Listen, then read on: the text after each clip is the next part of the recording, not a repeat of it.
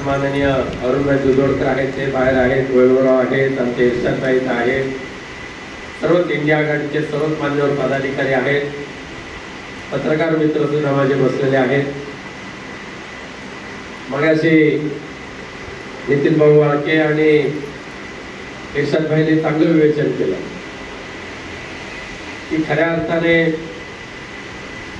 लोकसभेचे पहिले 2 फेज झाल्यानंतर भारतीय जनता पक्षाने 3ऱ्या फेज पासून आपल्या उमेदवारांच्या विजयाची एक जी कपटनीती आखली, त्या कपटनीतीमध्ये दुर्दैवाने आपण बळी गेलो आणि आपल्याला पराभव स्वीकारावा लागला. केवळ आपणच नव्हे, हा पूर्ण कोकण किनारपट्टी जी खऱ्या अर्थाने आपला बालेकिल्ला म्हणून ओळखली जायची, दुर्दैवाने हा कोकण किनारपट्टीवर आपल्याला खूप मोठा सेटबॅक दुर्दैवाने बसला.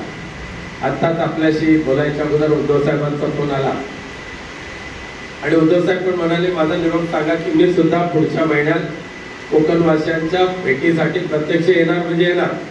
आणि हे राग नाही आहे, पण कोकण हे माझं घर आहे, कोकण हा माझा परिवार आहे, हे सातत्याने उद्धव साहेब म्हणतात.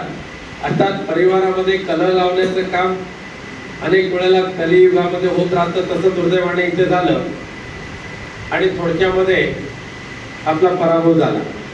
म्हणजे तसं पाहिलं तर प्रत्येक मतदान केंद्रावर फक्त 25 मतं जास्त दिली असती ना, फक्त 25 प्रत्येक बूथवर फक्त 25 मतं जास्त दिली असती तरी आपला विजय हा सुकर झाला असता.